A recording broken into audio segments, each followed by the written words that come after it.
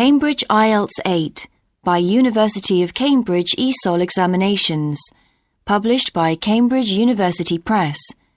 This recording is copyright. CD 2. Test 3.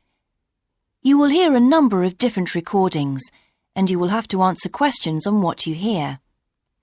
There will be time for you to read the instructions and questions, and you will have a chance to check your work. All the recordings will be played once only. The test is in 4 sections. At the end of the test, you will be given 10 minutes to transfer your answers to an answer sheet. Now turn to Section 1.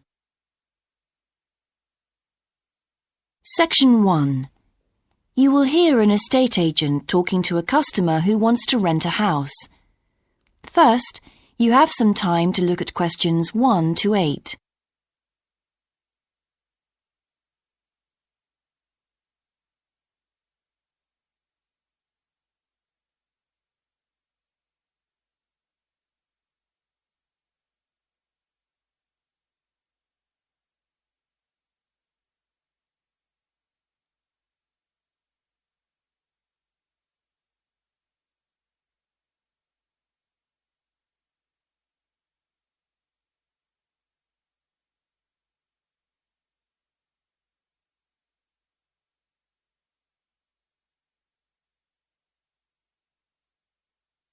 You will see that there is an example that has been done for you. On this occasion only, the conversation relating to this will be played first. Good morning. How can I help you? Hello. I'm interested in renting a house somewhere in the town. Right. Could I have your name, please? Yes, it's Stephen Godfrey. And tell me how many bedrooms you're looking for. Well, we'd need 4 because I'm going to share the house with 3 friends. The number of bedrooms needed is 4, so 4 has been written in the space. Now we shall begin. You should answer the questions as you listen, because you will not hear the recording a second time. Listen carefully and answer questions 1 to 8. Good morning. How can I help you? Hello. I'm interested in renting a house somewhere in the town. Right. Could I have your name, please? Yes, it's Stephen Godfrey. And tell me how many bedrooms you're looking for. Well, we'd need 4 because I'm going to share the house with 3 friends. OK. There are several of that size on our books. They mostly belong to families who are working abroad at the moment. What about the location? It'd be nice to be central. Oh, that might be difficult, as most houses of that size are in the suburbs. Still, there are a few. What's your upper limit for the rent? We'd like something around £500 a month, but we could go up to £600 if we have to. But we can't go beyond that. Do you know how long you want to rent the house for? The minimum let is 6 months, as you probably realise. We're at college here for 2 years, and we don't want to have to move during that time if we can avoid it. Right. And how soon do you want to move in? All our lets start on the 1st of the month. Well, as soon as possible, really, so that means September 1st. OK. Let me have a look at what we've got. We have photographs of all the houses on our book, so you can get an idea of what they're like. There's this one in Oakington Avenue at £550 a month, combined living room and dining room with a separate kitchen. It doesn't have a garage, though you can park in the road. We'd prefer to have one if possible. Right. Then have a look at this house in Mead Street. It's got a very large living room and kitchen, bathroom, cloakroom. How much is it? That one's £580. It's very well furnished and equipped. It also has plenty of space for parking, and it's available for a minimum of a year. Oh, and there's a big garden. I don't think we could cope with that, to be honest. We'll be too busy to look after it. OK. Then there's this older house in Hamilton Road. Living room, kitchen, diner, and it has a study. £550 a month. That looks rather nice. But whereabouts in Hamilton Road? Towards the western end. Oh, that'll be very noisy. I know the area. Yes, it's pretty lively, but some people like it, though. Well, what about this house in Devon Close? That looks lovely.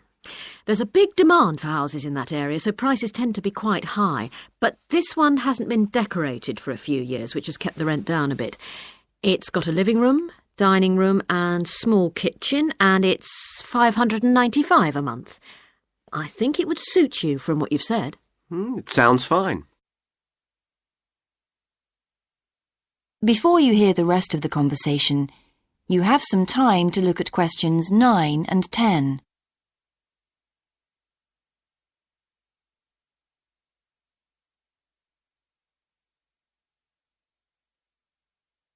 Now listen and answer questions 9 and 10. Why's that part of town so popular? Well, there's a big scheme to improve the district, and it'll soon have the best facilities for miles around. What sort of thing? There's a big sports centre under construction, which will be very impressive when it's finished. In fact, the swimming pool's already opened, ahead of schedule, and it's attracting a lot of people. What about cinemas? Are there any in the area? The only one closed down last year, and it's now in the process of being converted into a film museum. The local people are trying to get a new cinema added to the scheme. I think I heard something about a plan to replace the existing concert hall with a larger one. Ah, that's due to start next year. Well, it sounds an interesting area to live in.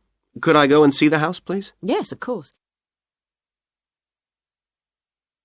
That is the end of section 1. You now have half a minute to check your answers.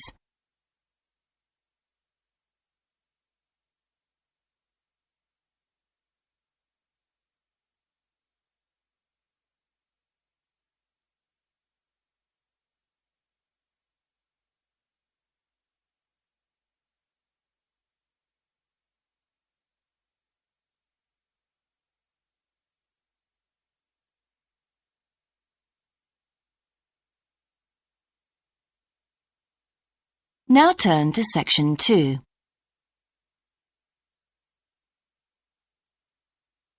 Section 2. You will hear a man talking on the radio about a national arts centre. First, you have some time to look at questions 11 to 16.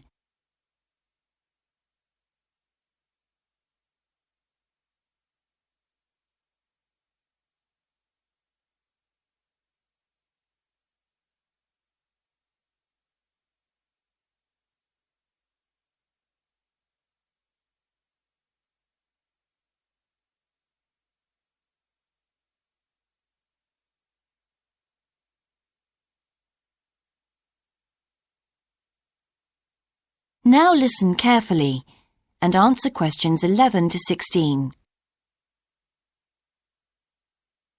Hello, and welcome to Focus on the Arts. I'm your host, Dave Green, and this is your very own local radio programme. Every Friday evening, we put the spotlight on different arts and culture facilities and look at the shows and events that are on offer in the coming week. And today, the focus is on the National Arts Centre. Now, if you don't already know it yourself, I'm sure you've all heard of it. It's famous throughout the world as one of the major venues for classical music. But did you know that it's actually much more than just a place to hear concerts?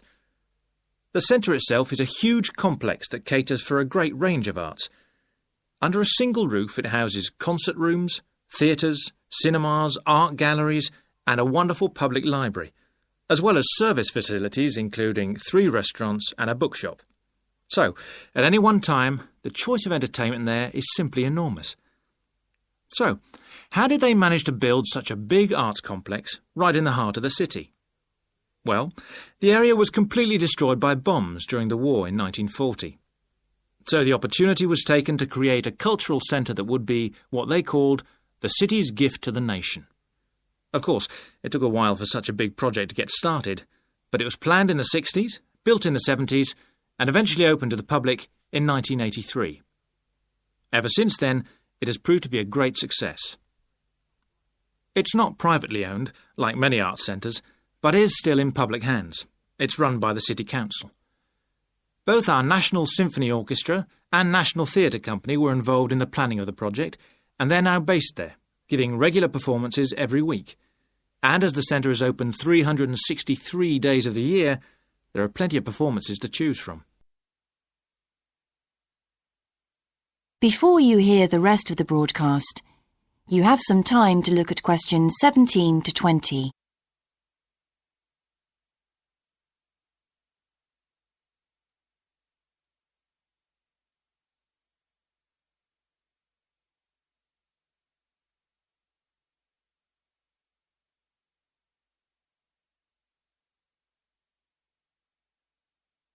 Now listen and answer questions 17 to 20. So, to give you some idea of what's on, and to help you choose from the many possibilities, we've made a selection of the star attractions. If you're interested in classical music, then we recommend you go along to the National on either Monday or Tuesday evening at 7:30 for a spectacular production of the Magic Flute, probably the most popular of all Mozart's operas. It's in the Garden Hall, and tickets start at only £8, but you'll have to be early if you want to get them that cheap. And remember, it's only on for those 2 evenings.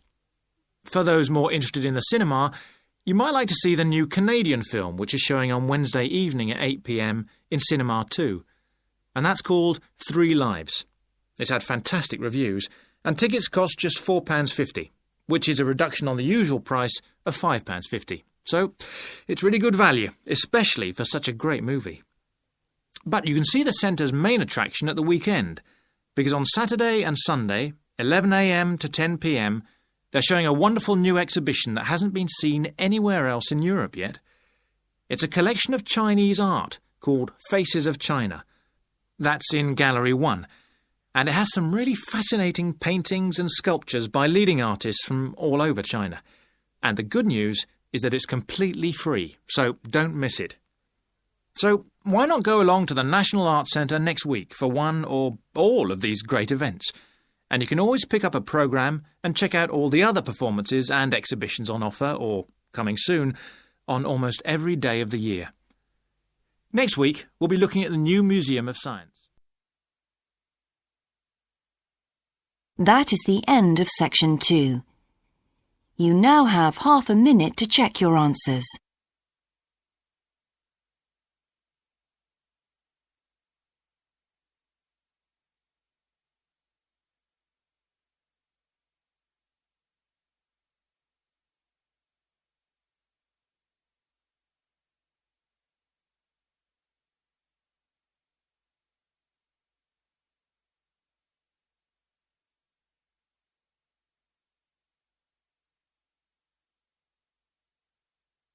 Now turn to section 3.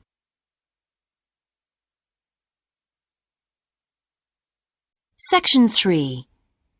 You will hear a university tutor and a new student called Paul discussing Paul's work experience and Latin American Studies course.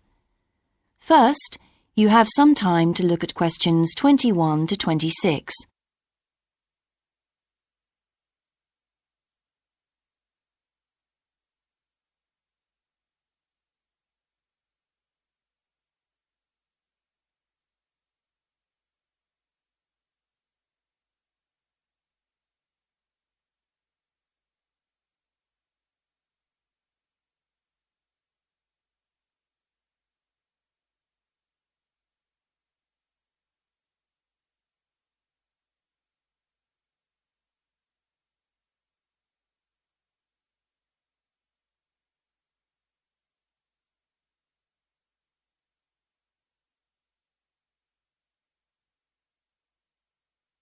Now listen carefully and answer questions 21 to 26. I've been reading your personal statement, Paul. First, let's talk about your work experience in South America. What took you there? Was it to gain more fluency in Spanish? Well, as I'm combining Spanish with Latin American studies, my main idea was to find out more about the way people lived there. My spoken Spanish was already pretty good, in fact. So you weren't too worried about language barriers? No. In fact, I ended up teaching English there. although that wasn't my original choice of work. I see. How did you find out about all this? I found an agency that runs all kinds of voluntary projects in South America. What kind of work? Well, there were several possibilities. You mean construction, engineering work? Yes, getting involved in building projects was an option. Then there was tourism, taking tourists for walks around the volcanoes, which I actually chose to do, and then there was work with local farmers. But you didn't continue with that project. Why not? Because I never really knew whether I'd be needed or not. I'd thought it might be difficult physically, but I was certainly fit enough. Now, I wanted to do something that had more of a proper structure to it, I suppose. I get demotivated otherwise. What do you think you learned from your experience? It must have been a great opportunity to examine community life. Yes, but it was difficult at first to be accepted by the locals. It was a very remote village, and some of them were reluctant to speak to me, although they were always interested in my clothes and how much I had to pay for them. Well, that's understandable. Yes, but things soon improved. What struck me was that when people became more comfortable with me and less suspicious, we really connected with each other in a meaningful way. You made good friends? Yes, with two of the families in particular. Good. What about management? Did you have a project manager? Yes, and he gave me lots of advice and guidance. And was he good at managing too? That wasn't his strong point. I think he was often more interested in the academic side of things than filing reports. He was a bit of a dreamer. And did you have a contract? I had to stay for a minimum of 3 months. My parents were surprised when I asked to stay longer, 6 months in the end. I was so happy there. And did anything on the administration side of things surprise you? What was the food and lodging like? Simple, but there was plenty to eat, and I only paid $7 a day for that, which was amazing, really. And they gave me all the equipment I needed, even a laptop. You didn't expect that then? No. Well, I'll look forward to hearing more. Before you hear the rest of the discussion, you have some time to look at questions 27 to 30.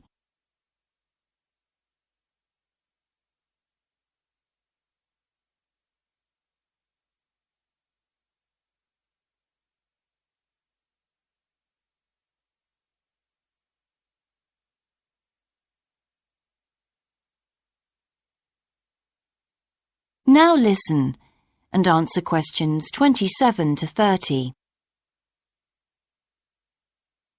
But now let's look at these modules.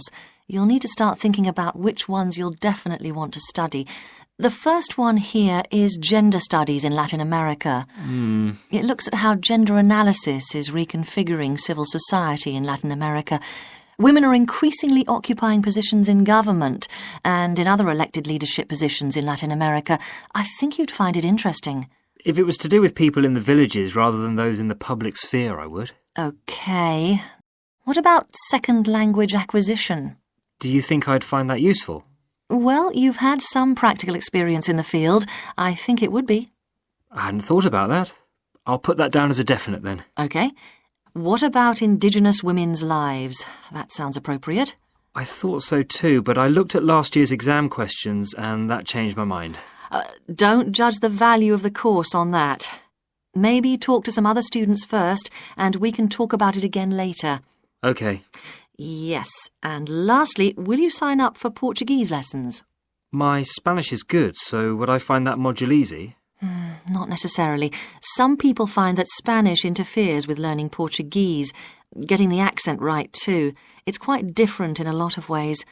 Well, I'd much sooner do something else then. All right. Now, what we need to do is make a...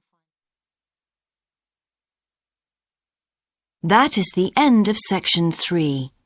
You now have half a minute to check your answers.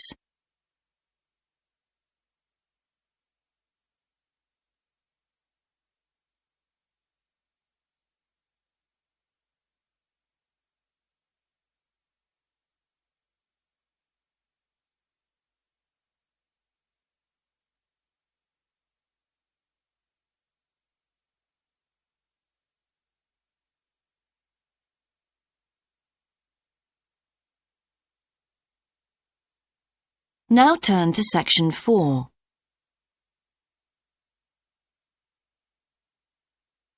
Section 4. You will hear a lecture about success in business systems. First, you have some time to look at questions 31 to 40.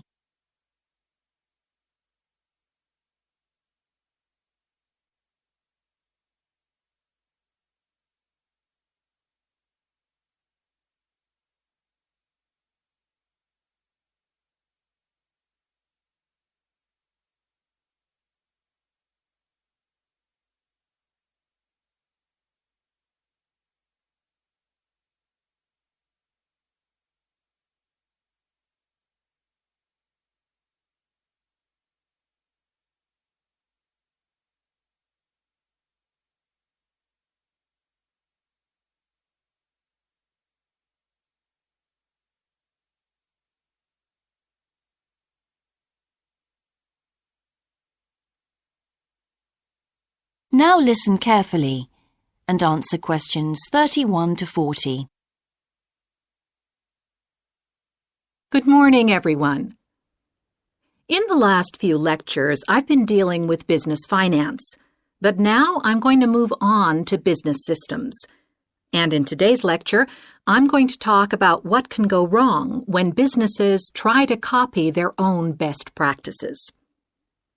Once a business has successfully introduced a new process, managing a branch bank, say, or selling a new product, the parent organization naturally wants to repeat that success and capture it, if possible, on a bigger scale. The goal, then, is to utilize existing knowledge and not to generate new knowledge. It's a less glamorous activity than pure innovation, but it actually happens more often, as a matter of fact. However, surprisingly, getting things right the second time is not necessarily any simpler than it was the first time. Now, there's been a lot of research into how companies can repeat their previous successes, and it certainly hasn't been confined to the United States. It seems that most large industries are trying to repeat their own successes and manage the knowledge they've acquired. But even so, it has been shown that the overwhelming majority of attempts fail. A host of studies confirm this, covering a wide range of business settings: branch banks, retail stores, real estate agencies, factories, call centers, to name but a few. So why do so few managers get things right the second or third time? Let's consider one reason for failure: placing too much trust in the people who are running the successful operation, the experts, shall we say. Managers who want to apply existing knowledge typically start off by going to an expert, such as the person who designed and is running a successful department store, and picking their brains. Now, this approach can be used if you want to gain a rough understanding of a particular system, or understand smaller, isolated problems. The trouble is, even the expert doesn't fully grasp the whole thing, because when it comes to complex systems, the individual components of the process are interwoven with one another. The expert never has complete access to the necessary information. And the situation's complicated even further by the fact that experts are usually not aware of their own ignorance. The ignorance can take various forms. For instance, a lot of details of the system are invisible to managers.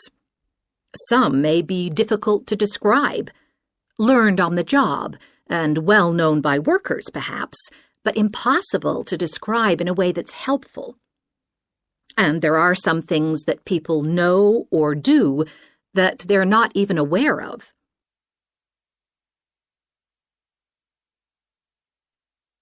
Now, let's consider two types of mistake that can occur when a manager actually starts to set up a duplicate system to replicate a successful process. Firstly, perhaps he forgets that he was just trying to copy another process and starts trying to improve on it. Another mistake is trying to use the best parts of various different systems in the hope of creating the perfect combination.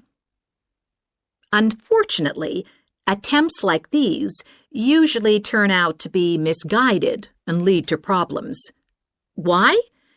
Well, for various reasons. Perhaps there weren't really any advantages after all, because the information wasn't accurate. Or perhaps the business settings weren't really comparable. More typically, the advantages are real enough, but there are also disadvantages that have been overlooked. For example, the modifications might compromise safety in some way. So, what's the solution?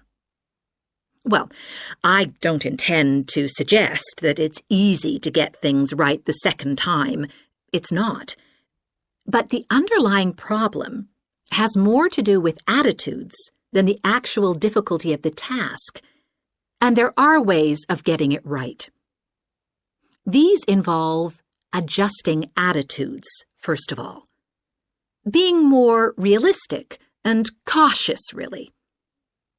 Secondly, they involve exerting strict controls on the organizational and operational systems. And this, in turn, means copying the original as closely as possible. Not merely duplicating the physical characteristics of the factory, but also duplicating the skills that the original employees had. Reliance on a template like this offers the huge advantage of built-in consistency. That is the end of section 4. You now have half a minute to check your answers.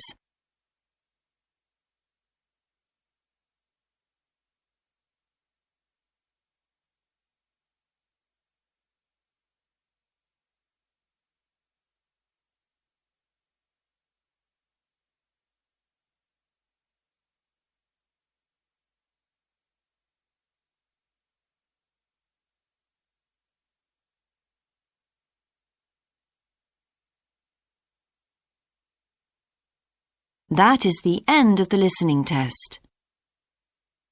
In the Ielts test, you would now have 10 minutes to transfer your answers to the answer sheet.